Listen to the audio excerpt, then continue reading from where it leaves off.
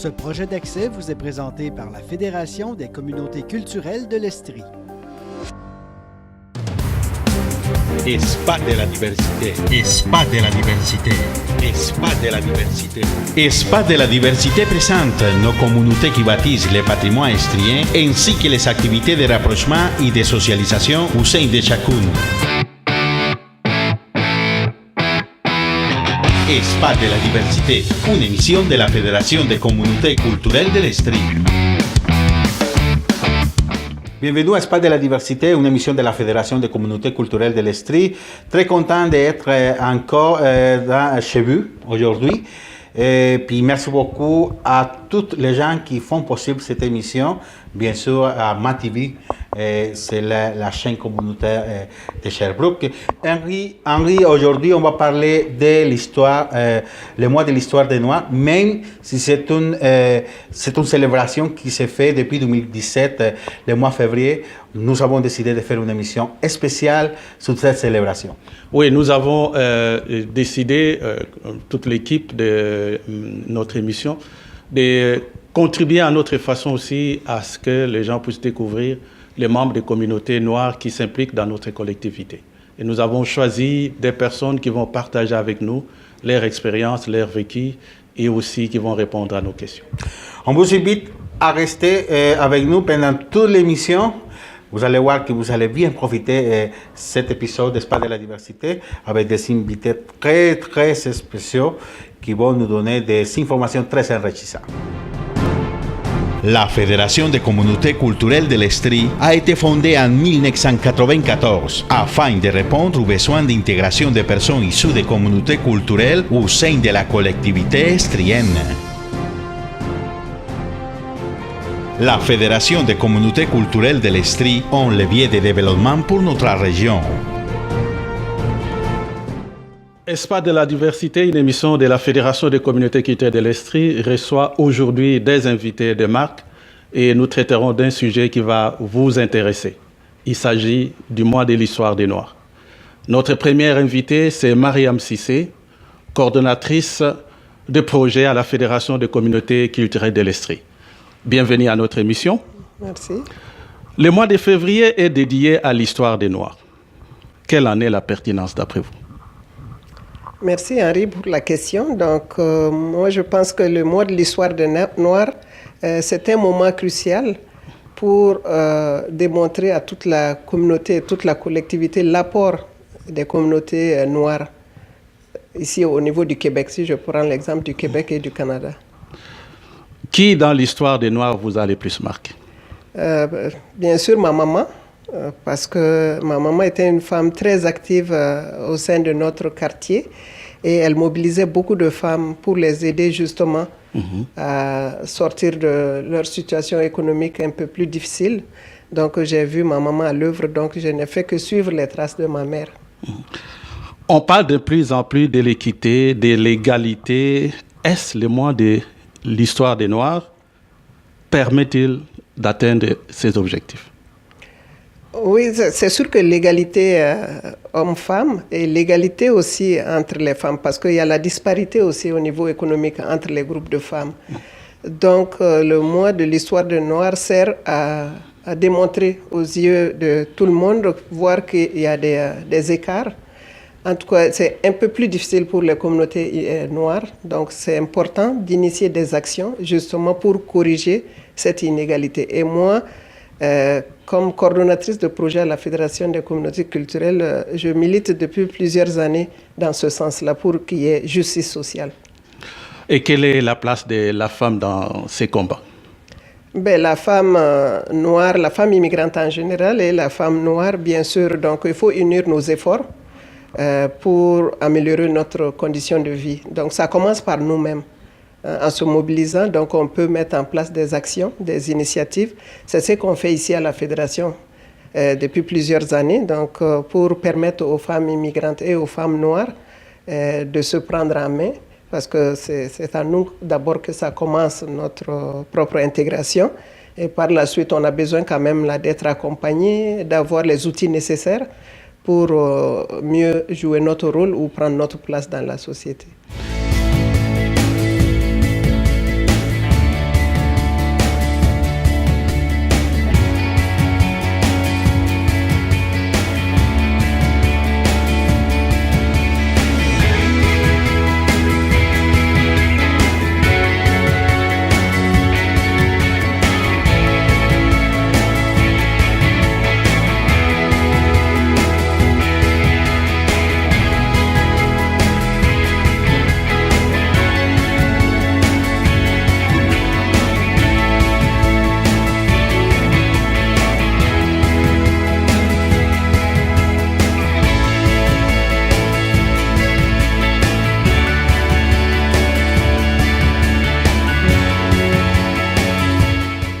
Merci d'avoir choisi Espace de la diversité. Nous continuons avec notre invitée Mariam Cissé, coordonnatrice des projets à la Fédération des communautés culturelles de l'Estrie.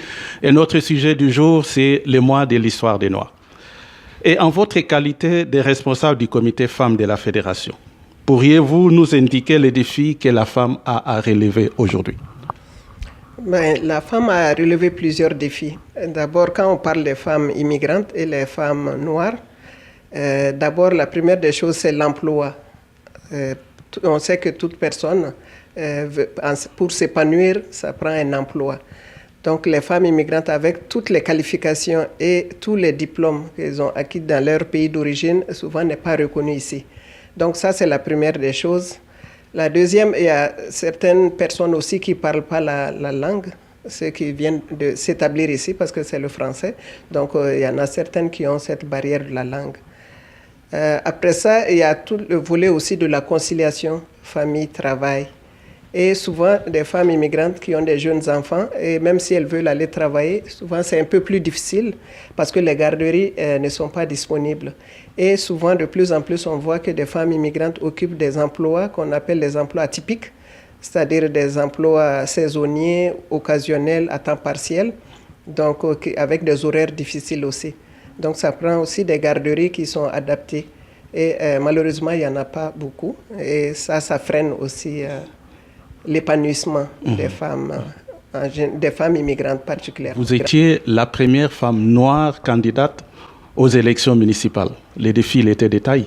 Oui, le défi était de taille, mais je me suis dit que la politique aussi, comme je l'ai dit, est une façon pour changer les choses aussi. Donc moi, c'est pour ça que j'ai essayé de relever ce défi, de me présenter aux élections, mais ça a été très enrichissant pour moi, parce que ça m'a permis de voir quand même que les gens de la communauté sherbrookoise sont très ouverts quand même. Parce que j'ai fait les porte-à-porte comme tout le monde, mais je n'ai pas eu des gens qui m'ont manqué de respect ou qui m'ont dit des choses qui pouvaient me sentir comme je suis une femme noire ou une femme immigrante. Non.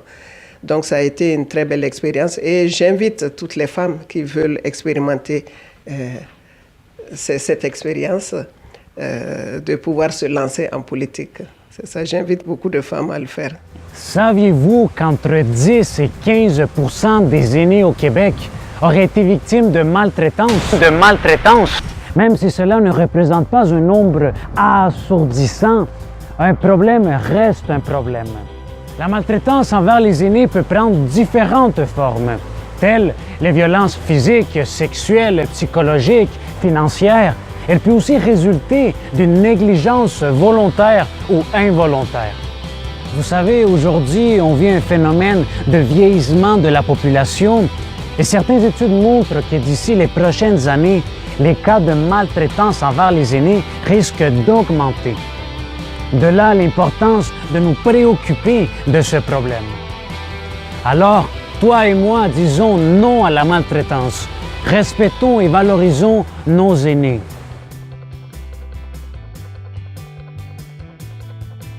Nous vous accueillons toujours à l'Espace de la diversité avec notre invitée Mariam Cissé. Vous avez parlé de la politique. Pourquoi croyez-vous que les femmes doivent se lancer en politique? Les femmes doivent se lancer en politique parce qu'elles font la politique autrement.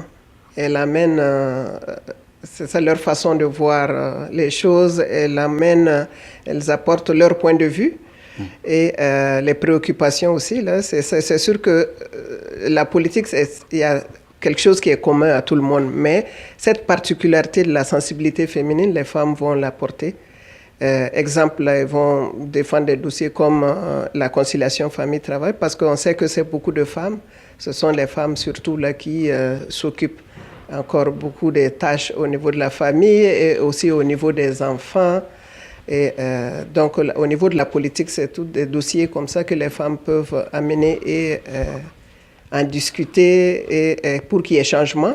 Je vois qu'il y en a plusieurs aussi, des jeunes femmes qui s'impliquent en politique. Donc, pour le faire, c'est beaucoup d'engagement, c'est beaucoup de travail. Donc, ça prend quand même là des structures qui sont disponibles pour pouvoir accommoder des femmes qui désirent se lancer en politique. Donc la conciliation famille-travail fait partie de ce dossier. Donc ça, c'est juste un exemple, mais il y en a beaucoup d'autres. Les femmes peuvent... On traite de tous les dossiers aussi, hein, c'est ça, c'est pas juste des choses qui concernent la famille, mais que ce soit la voirie, les infrastructures et tous les dossiers, l'économie, les femmes peuvent traiter de tout ça au niveau de la politique. En tout cas, moi, je pense que les valeurs aussi qu'on veut défendre. Donc moi, je pense que c'est important. Si on parle de la politique municipale, c'est une politique de proximité. Donc pour défendre les citoyens qu'on représente aussi, c'est important. Alors un dernier message aux femmes des communautés noires et aux femmes en général. À toutes les femmes, là, je lance un appel pour dire que quand on immigre dans un nouveau pays, c'est sûr que c'est une adaptation, c'est ça, une intégration. Donc, mais moi, je dis que ça commence par nous-mêmes. Donc, commençons à faire des efforts nous-mêmes parce que la place est ouverte à tout le monde. Donc, c'est à nous de faire aussi des actions pour pouvoir comprendre comment ça fonctionne dans notre nouvelle culture, avoir toutes les informations nécessaires parce que c'est important aussi pour pouvoir s'épanouir et mener à bien notre vie dans notre nouvelle culture et notre nouveau pays. Nous recevions Mariam Cissé, coordonnatrice de projet à la Fédération des communautés culturelles de l'Estrie, et nous croyons que l'émission vous a plu et si vous avez des questions, et nous sommes toujours prêts à les regarder et pour mieux vous servir. Merci. Merci.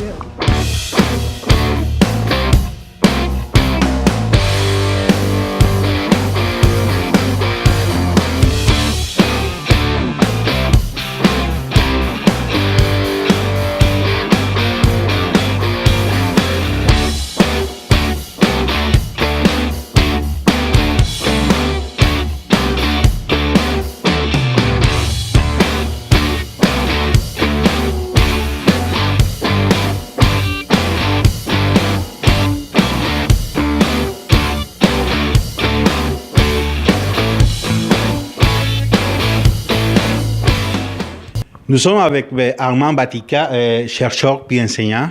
Merci beaucoup, M. Batika, d'être parmi nous à Espace de la diversité. Ça en fait plaisir. M. Batika, récemment, en février dernier, nous venons de célébrer le mois de l'histoire des Noirs. Quelle signification donnez-vous à cet événement, à cette célébration? À mon humble avis, c'est une étape importante de réflexion pour honorer les Noirs qui ont contribué au développement et à l'évolution de la société canadienne. Et également, c'est une occasion aussi de réfléchir sur les enjeux pour l'avenir de cette communauté et de la société d'accueil également. Depuis toujours, les personnes d'ascendance africain et caribéen ont contribué au développement social et économique du Canada et bien sûr du Québec. Quelle est votre vision concernant cette contribution? C'est une contribution qui a divers aspects. Alors je pense que je n'aurai pas le temps d'élaborer sur toutes ces contributions, mais il n'en demeure pas moins que ces contributions méritent d'être soulignées, que ce soit au niveau économique, au niveau culturel et au niveau sportif. On peut donner quelques exemples. Par exemple, il y a des femmes qui se sont battues pour l'égalité des Noirs et des femmes, notamment Madame Desmond Park. C'est ça, je pense, à Nouvelle-Écosse. Et également, il y a d'autres aussi acteurs plus anonymes qui se sont engagés dans la lutte contre des formes de discrimination et pour l'égalité, l'insertion aussi des Noirs dans la société canadienne et québécoise. Bon, il y a aussi des exemples récents au plan sportif, des gens qui ne sont pas engagés tout à fait au plan politique, mais qui, par leur implication dans la société, je pense à Piquet Subban, pour en prendre un, donnent une inspiration, non seulement à la communauté noire, mais à toute la communauté immigrante pour dire qu'on est non seulement bénéficiaire de la société canadienne québécoise, mais on peut également apporter une modeste contribution pour le progrès social, économique, culturel de ces pays. Et j'ajoute aussi, du point de vue démographique, la communauté des immigrants, en particulier les Noirs, apporte aussi une certaine jeunesse. Le nombre d'enfants qui sont nés de ces familles, c'est une très grande richesse pour la société canadienne et québécoise dont on annonce le vieillissement depuis quelques années. La Fédération des communautés culturelles de l'Estrie a été fondée en 1994 afin de répondre aux besoins d'intégration des personnes issues des communautés culturelles au sein de la collectivité estrienne. La Fédération des communautés culturelles de l'Estrie est un levier de développement pour notre région. Espace de la diversité, si vous avez des commentaires, si vous avez des suggestions, vous pouvez toujours nous contacter à notre adresse. Effectivement, Espace de la diversité à commercial fccestri.org. Sinon aussi à notre page Facebook à commercial FCCestri. Alors, on attend vos commentaires, vos questions, puis on va agir en conséquence, Henri. OK.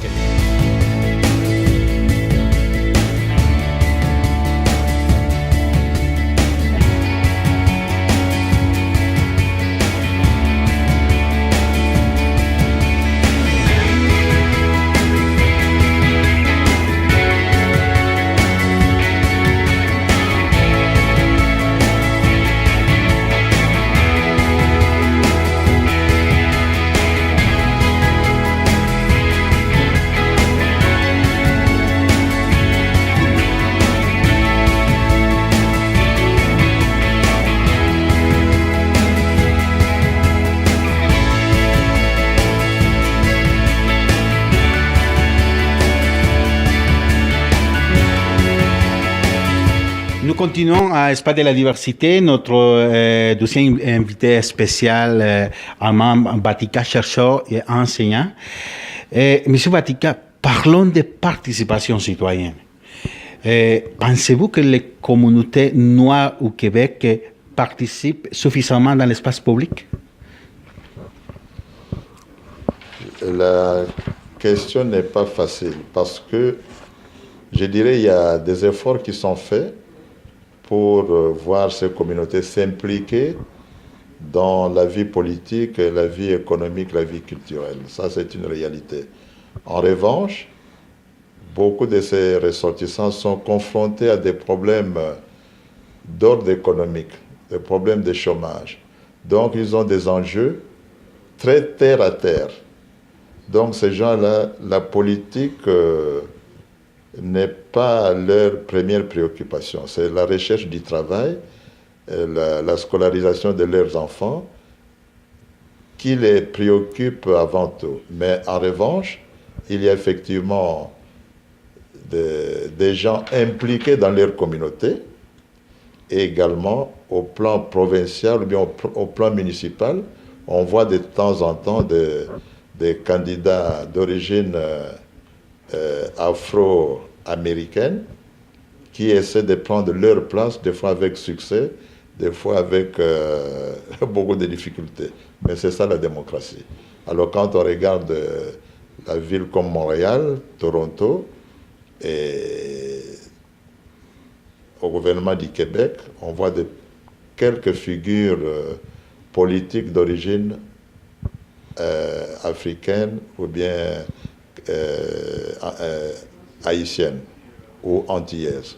Dans cette optique, qu'est-ce qu'on peut faire pour motiver les communautés noires à s'impliquer un petit peu plus dans l'espace public?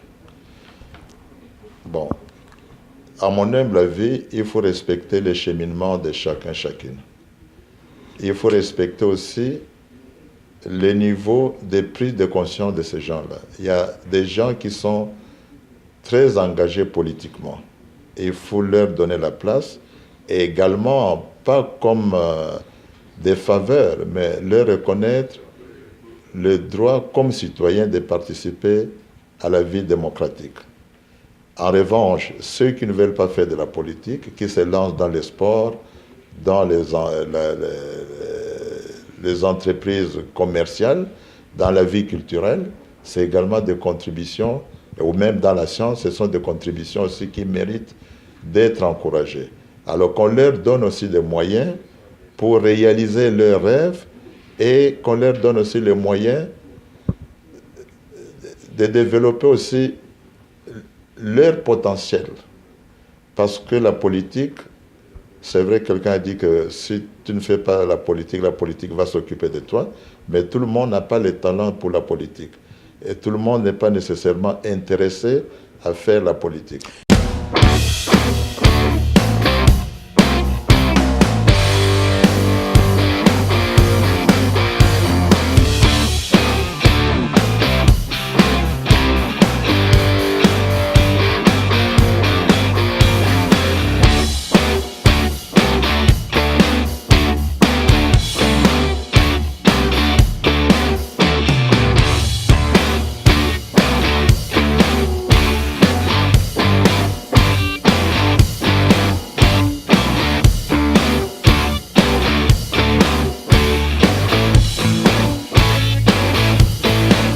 Nous continuons avec notre invité spécial, Armand Batika, chercheur et enseignant. Nous parlons aujourd'hui dans le cadre, mais le mois février, nous avons célébré, le mois février dernier, nous avons célébré le mois de l'histoire des Noirs. Et c'est pour ça que nous faisons aujourd'hui cet épisode spécial sur l'importance des communautés noires, pas seulement au Canada et au Québec, mais aussi dans le monde. Parlons aussi de la perception des communautés noires. Vous êtes au Canada, ici au Canada depuis une trentaine d'années. Pensez-vous qu'il y a eu une évolution de la perception des communautés noires au Québec, par exemple? Oui, je pense que si on fait une sorte de bilan tout à fait partiel, il y a eu beaucoup de progrès qui ont été accomplis. Et la société canadienne, en particulier le Québec, est une société très ouverte. Et on voit de plus en plus des gens issus de différentes nationalités qui réussissent à vivre au Québec, au Canada, malgré les difficultés. Et il y a certaines ignorances aussi de ces communautés qui existaient autrefois, qui commencent à s'atténuer grâce à une certaine éducation, grâce à des échanges culturels, grâce à des voyages, grâce aux liens politiques et économiques. Et je peux dire, effectivement, c'est un phénomène assez encourageant. Pour finir cette entrevue, quel serait le message d'avenir pour toute la communauté québécoise? Bon, le message d'avenir, c'est que moi je crois à la fraternité humaine. Peu importe la race, peu importe la religion, peu importe le niveau économique, peu importe le régime alimentaire et également l'orientation sexuelle, on est tous des humains. Alors, je voudrais justement inciter les gens à s'aimer dans le respect de nos différences. C'est le message que je voudrais formuler et je voudrais voir s'articuler et dans les écoles, au travail, dans les milieux culturels et dans le domaine aussi scientifique. Mais c'était Armand Batika, chercheur puis enseignant. Merci beaucoup, M. Batika, d'être parmi nous aujourd'hui à Espace de la diversité. La Fédération des communautés culturelles de l'Estrie a été fondée en 1994 afin de répondre aux besoins d'intégration des personnes issues des communautés culturelles au sein de la collectivité estrienne. La Fédération des communautés culturelles de l'Estrie est un levier de développement pour notre région. Nous voici arrivés au terme de notre émission Espace de la diversité. Notre épisode était consacré au mois de l'histoire des Noirs. Si vous avez des questions encore, si vous voulez nous contacter, Espace de la diversité à commercial fccestri.org. Sinon aussi à notre page Facebook à commercial FCC Estri. Cette émission, Espace de la diversité, on le fait toujours dans le but de créer un contact, un lien entre les communautés culturelles puis toutes les communautés à Sherbrooke et bien sûr dans le but de consolider les rapprochements interculturels. Merci beaucoup puis on vous attend à notre prochain épisode. Espace de la diversité. Espace de la diversité. Espace de la diversité. Espace de la diversité présente nos communautés qui bâtissent le patrimoine estrien ainsi que les activités de rapprochement et de socialisation au sein de chacune. Espace de la diversité, une émission de la Fédération des communautés culturelles de l'Estrie. Une émission de la Fédération des communautés culturelles de l'Estrie. Très content d'être encore avec vous, de pouvoir rentrer. Je me suis trompé. Je ne me rappelle pas ce qu'il voulait dire. Tu peux répondre. Ok. Nous voici arrivés au terme de notre émission. Non. On invite les gens à nous écrire.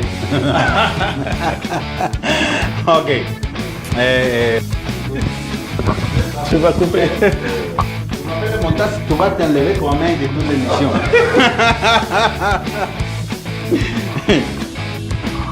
Je te laisse encore. Et puis, on va dire en conséquence là. Ok, merci. Si bon.